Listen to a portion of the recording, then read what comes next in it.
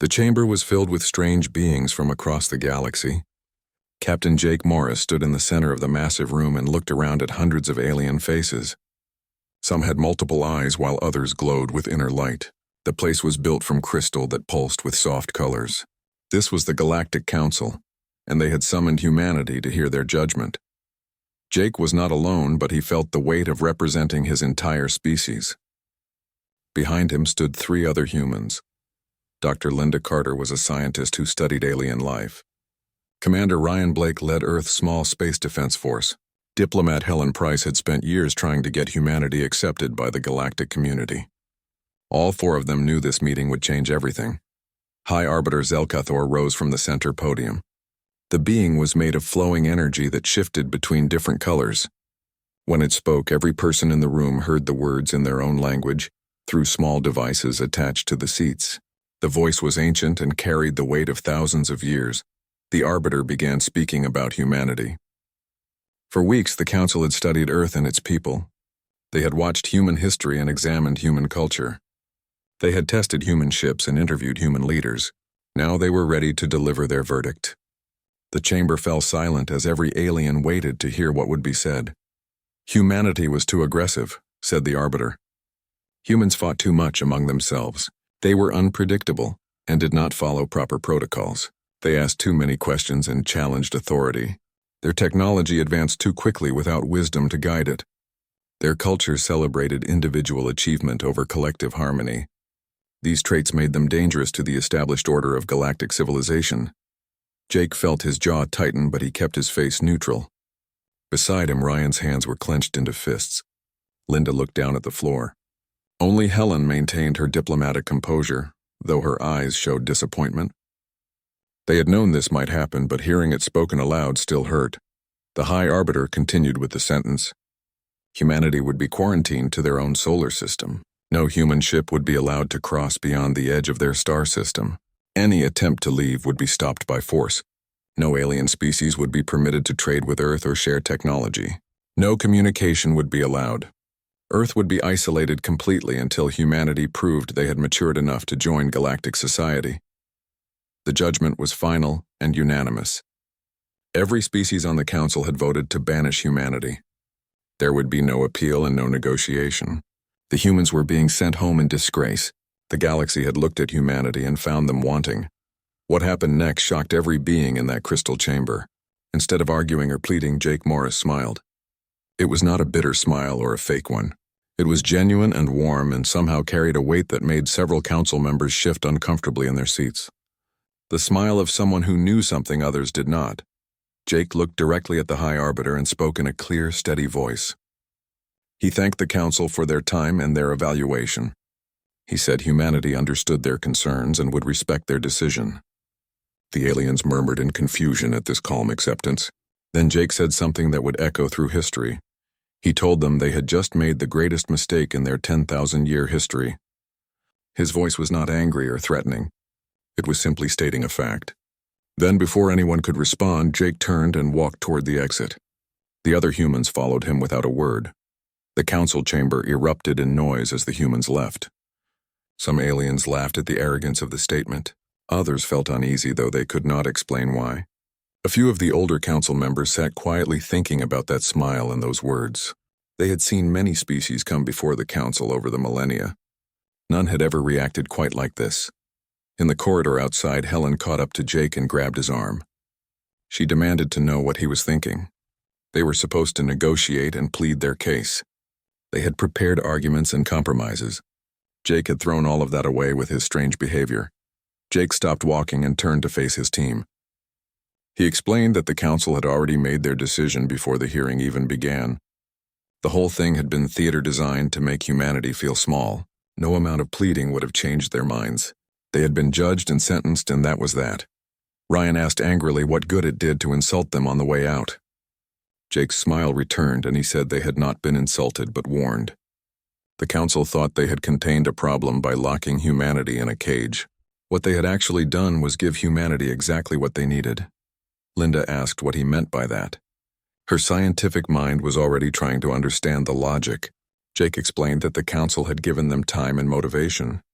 Time to develop without interference. Motivation because nothing pushed humans to innovate like being told something was impossible. The quarantine was not a prison but an opportunity. Helen still looked doubtful, so Jake continued. He said the Council's technology was advanced, but it was also old and stagnant. They had been the dominant power for so long that they had stopped pushing boundaries. Meanwhile, humanity's greatest strength was their refusal to accept limits. When told they could not do something, humans had a habit of proving everyone wrong. Ryan asked the practical question.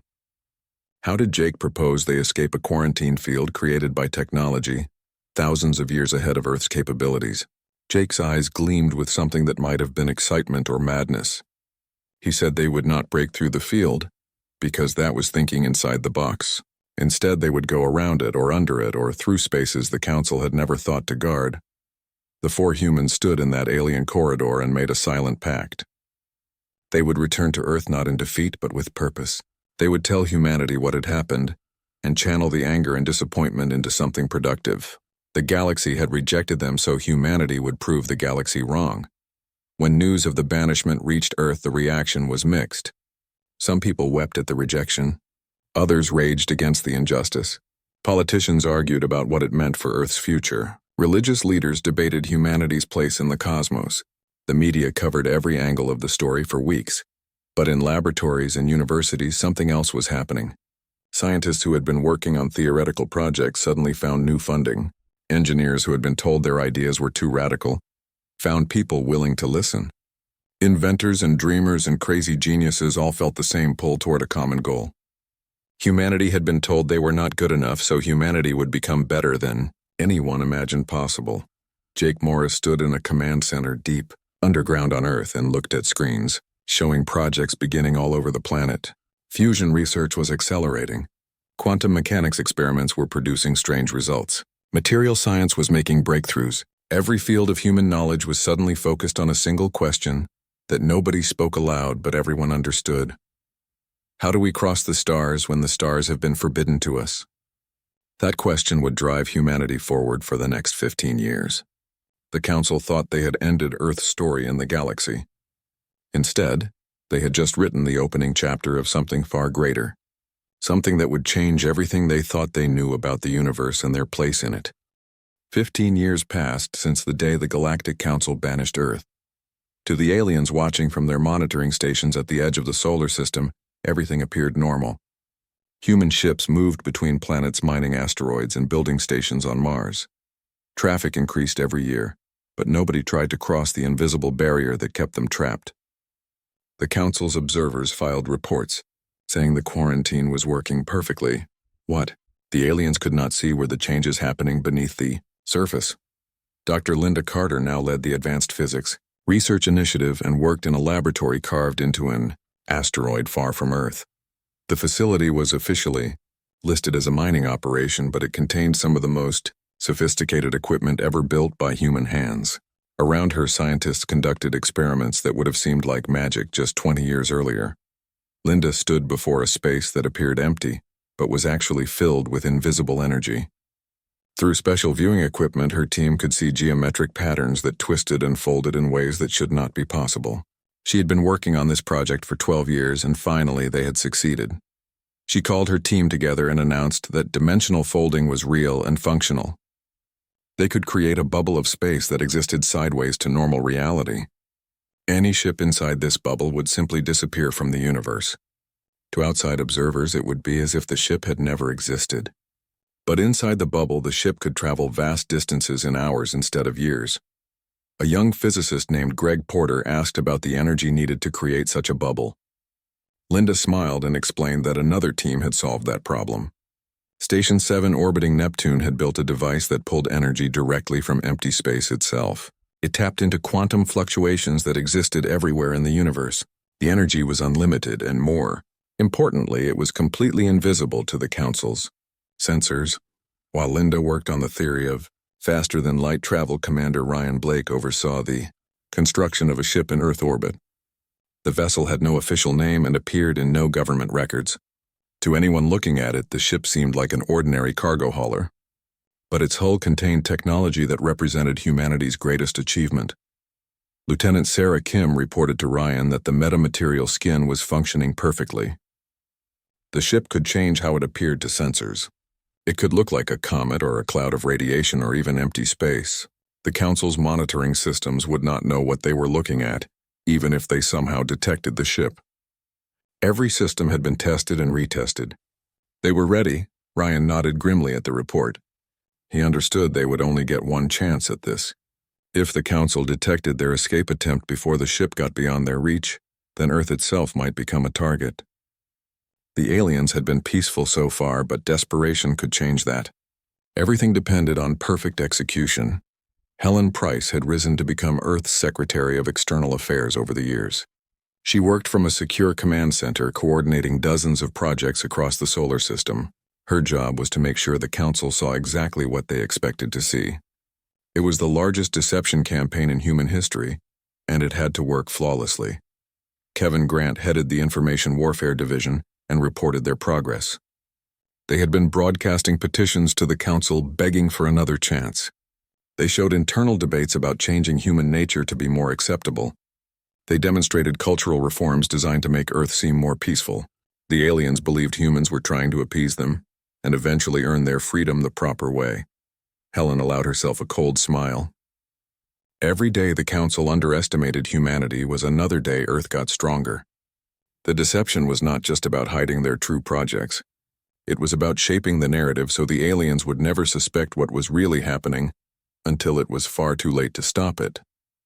The genius of humanity's plan was that it was not really a single plan at all. Instead, thousands of different projects were happening across the solar system. Each one seemed innocent on its own. Mining operations tested new propulsion systems. Communication relays were actually weapons research facilities.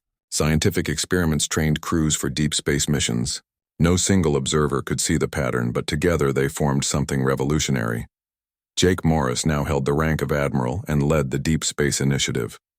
He called a meeting of the key leaders using a communication system that existed in multiple places at once through quantum entanglement. It was another breakthrough that the Council did not know humans possessed. Everyone appeared in the same room even though they were scattered across billions of miles. Jake asked for status reports from each division. Linda spoke first and confirmed the dimensional drive was operational. They had 17 working prototypes in factories that could build more. The science was solid, and the technology was ready for deployment. Ryan reported next. The ship they called Pathfinder was complete. The crew had trained for 3 years and knew their jobs perfectly. Every system had been tested in secret. They could launch whenever Jake gave the order. The only question was whether humanity was truly ready for this step. Helen added that the diplomatic groundwork was complete. They had identified 17 alien species who were unhappy with the Council's policies. Some had been rejected like Earth. Others had been accepted but treated as second-class citizens. Once humanity proved they could operate beyond the quarantine, these species would be potential allies. The Council was not as unified as they pretended to be. Jake looked at each of them through the quantum connection. 15 years ago, they had stood in an alien chamber and been told humanity was not good enough. They had been rejected and humiliated and locked away. Now they possessed technology the Council could not detect and capabilities the aliens had never imagined. It was time to show the galaxy what humanity could really do. The order was given quietly. Pathfinder would launch in 72 hours. The crew would enter dimensional fold space and travel 300 light-years from Earth. They would make contact with species the Council had ignored. They would prove that humanity could not be contained, and they would do it all without firing a single shot or breaking any law they actually recognized. In the monitoring station at the edge of Earth's solar system, alien technicians watched their sensors. A cargo ship was heading toward the outer system following a routine flight path. The readings were normal and matched thousands of previous flights. They noted it in their logs and thought nothing more about it. Just another human vessel going about mundane business. The technicians had no idea that cargo ship was actually Pathfinder. They could not detect the dimensional drive powering up or the fold space bubble forming around the hull. Their sensors showed exactly what the humans wanted them to show. When Pathfinder activated its drive and slipped sideways out of normal space, the monitoring station recorded nothing unusual at all. Captain Julie Bennett sat in the command chair of Pathfinder as reality twisted around her ship. Colors that should not exist flowed across the view screen. Space and time bent in ways that made her head hurt if she thought about it too much. Then everything snapped into focus and they were 300 light years from home. Julie took a slow, deep breath and smiled. They had done it. Humanity had crossed the stars. The quarantine that was supposed to last forever had been broken in less than 2 decades. Earth's children were free and the galaxy would never be the same again. Back on Earth, Jake Morris stood in his command center and received the message that Pathfinder had arrived safely. Around him, people cheered and hugged, and some even cried. 15 years of work had paid off. 15 years of secret research and hidden construction and careful deception. The Council thought they had contained humanity, but they had actually lit a fire that would spread across the entire galaxy. And the best part was the aliens still had no idea what had just happened. Captain Julie Bennett stood on the bridge of Pathfinder watching the view screen shift from impossible colors back to normal space. They had traveled 300 light years from Earth in just a few hours. Around her, the crew checked their instruments and confirmed all systems were working properly. Navigation Officer Carl Hoffman announced they were exactly where they were supposed to be.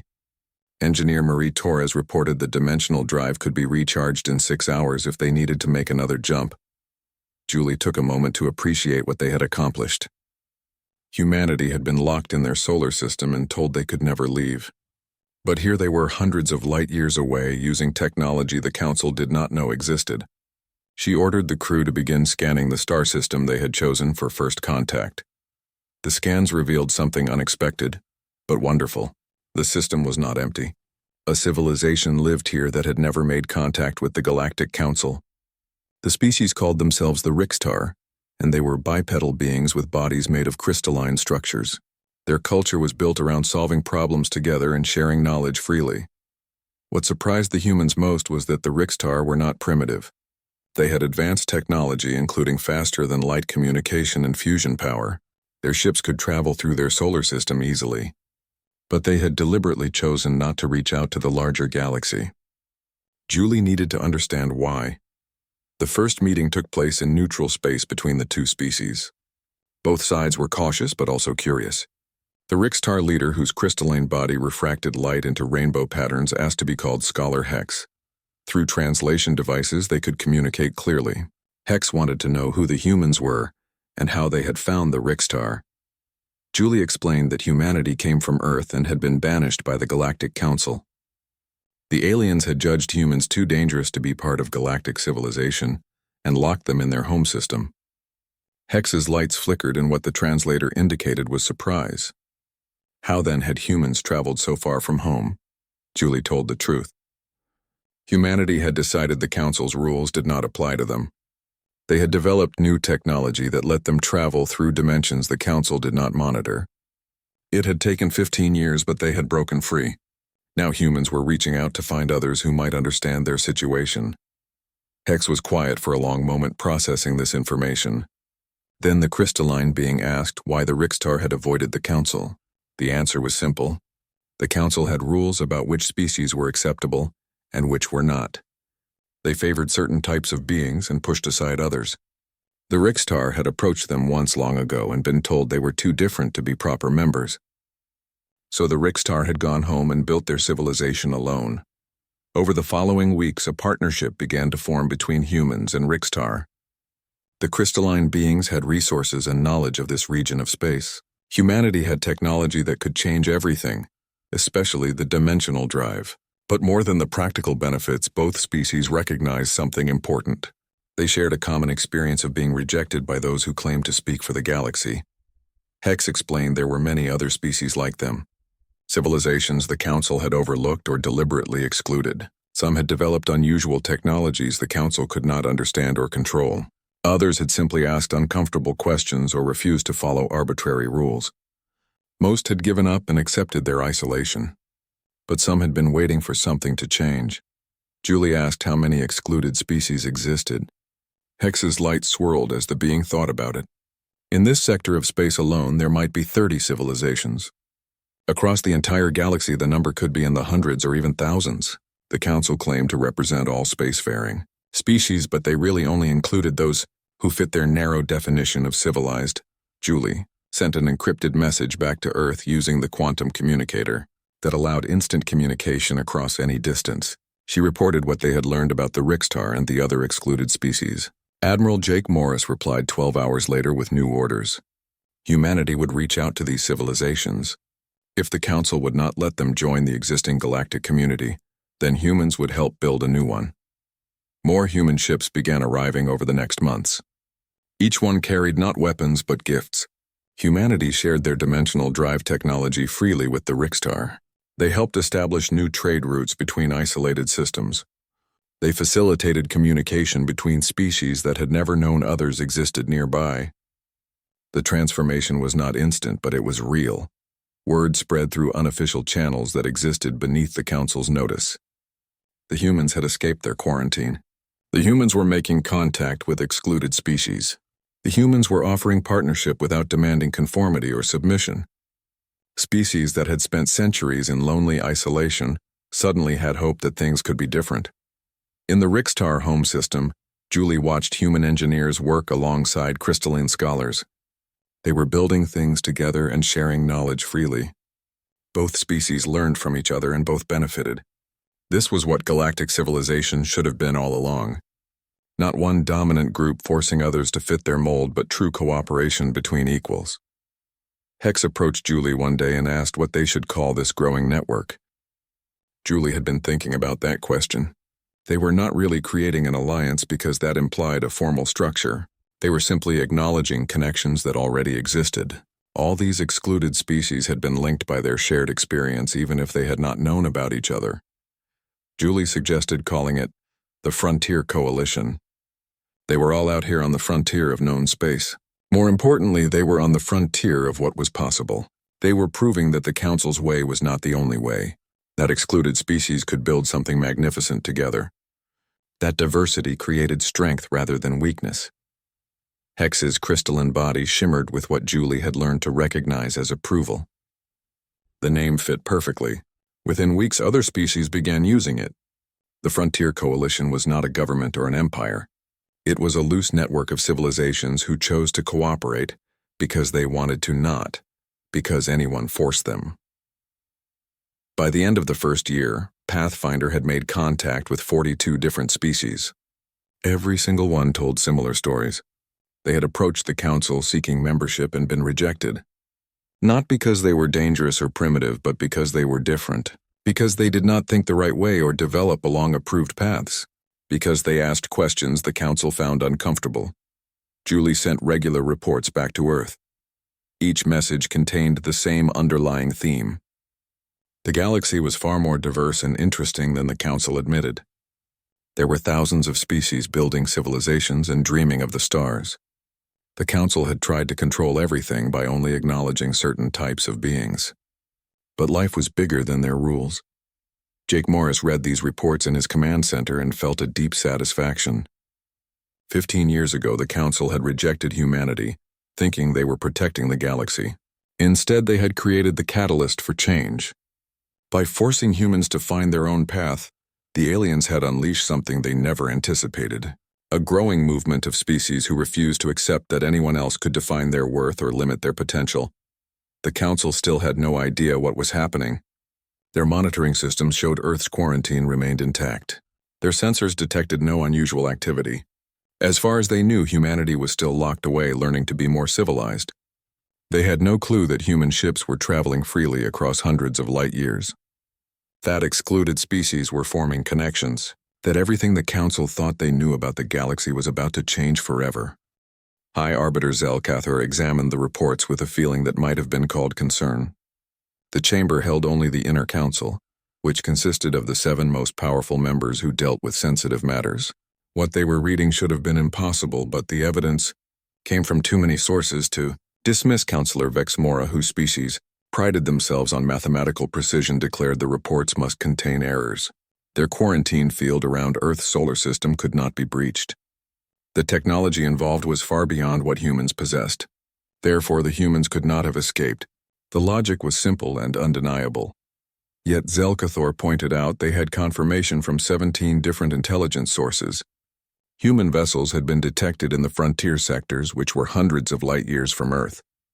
These ships had made contact with multiple excluded species. The humans were building what they called a coalition, and species were joining it. Something the council thought impossible was happening anyway. Counselor Thalrex, who was ancient even by council standards, asked the critical question. How had the humans bypassed sensors that should have detected any attempt to cross the quarantine boundary? Security Director Nelkar admitted they did not know. The best theory was that humanity had developed some form of dimensional manipulation technology, a way to travel through space without actually moving through it in any conventional sense. The chamber fell silent as the implications settled over the assembled beings. In just 15 years, a quarantined species had created technology that surpassed the Council's understanding. Technology that made their borders and barriers meaningless. A species they had dismissed as too primitive and aggressive had outpaced civilizations thousands of years older. The impossible had become real. Bexmora stated coldly that they should have destroyed humanity when they had the chance. A complete orbital bombardment would have solved the problem permanently. Now Earth had technology that threatened everything the Council had built.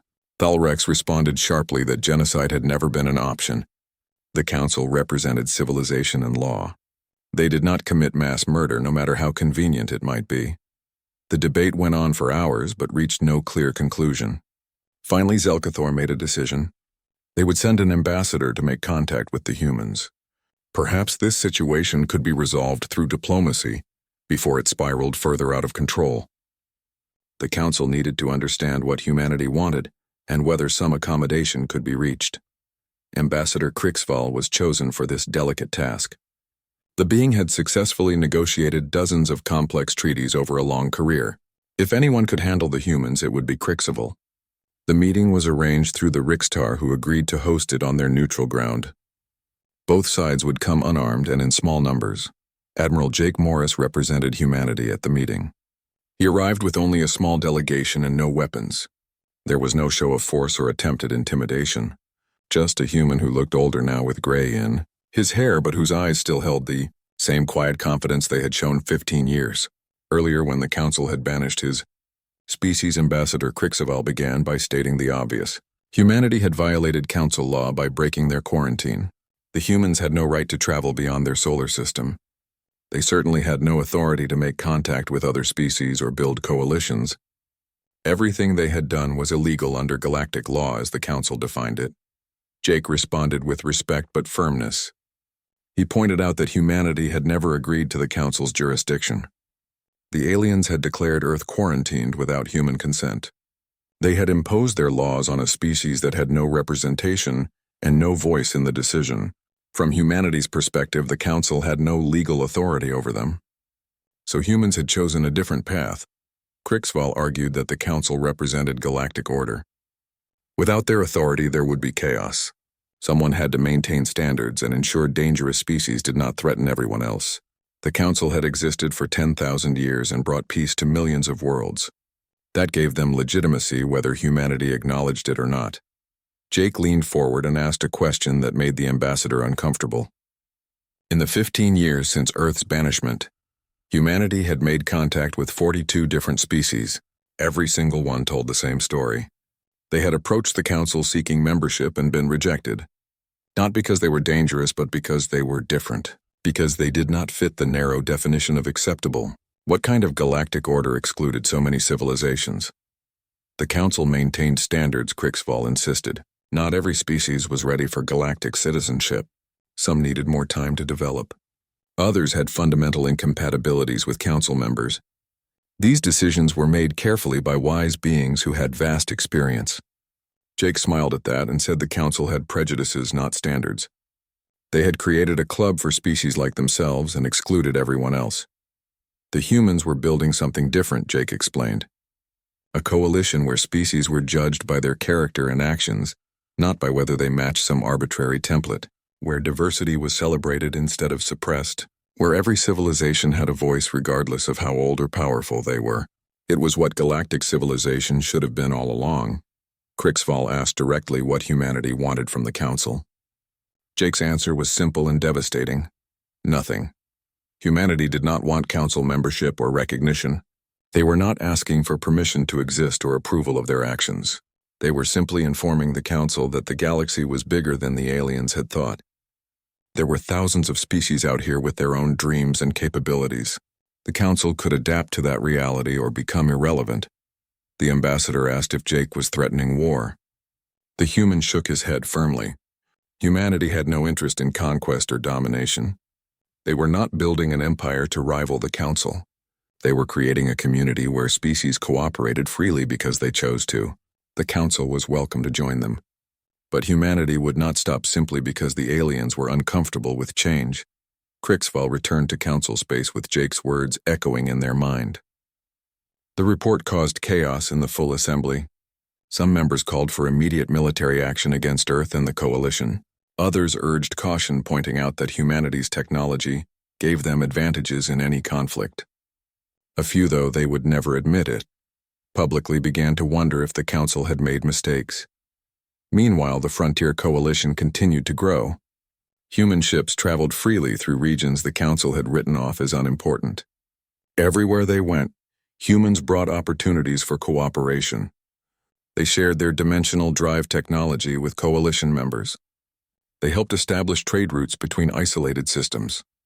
They facilitated dialogues between species that had never known others existed nearby. The transformation happened faster than anyone expected. Within 5 years of first contact, the coalition numbered over 100 species. Their collective territory rivaled council space in size. Their combined technological capabilities had caught up with and in some areas surpassed what the council possessed. It was no longer possible to dismiss them as insignificant. What terrified the council most was not the coalition's power, but what it represented. Humanity had proven the council's way was not the only way. That excluded and overlooked species could build something magnificent together. That diversity rather than conformity created true strength.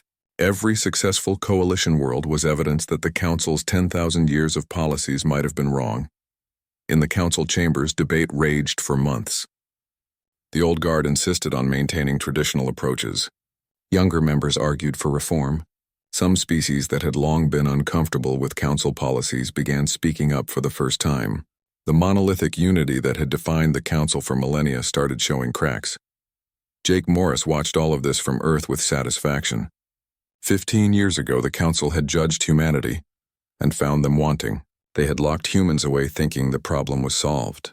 Instead, they had created the catalyst for the greatest transformation in galactic history. The excluded species were rising. The old order was crumbling. And at the heart of it all was a simple truth that no one could deny anymore. The future belonged to those who embraced change, not those who feared it. 25 years had passed since the day the Galactic Council banished humanity. Captain Julie Bennett, who was now Ambassador Bennett, stood in a chamber that had not existed a decade earlier. The Coalition Summit Hall was built on a rogue planet that drifted through empty space between stars. The location had been chosen deliberately as neutral ground that belonged to no single species. 347 species filled the vast amphitheater. Unlike the Council's chamber with its hierarchical seating, this room was designed as a spiral. Every species sat at exactly the same distance from the central podium. No one was above anyone else. No one was below. It was a physical representation of the Coalition's core principle that all civilizations were equal. The gathering had been called because something unprecedented was about to happen.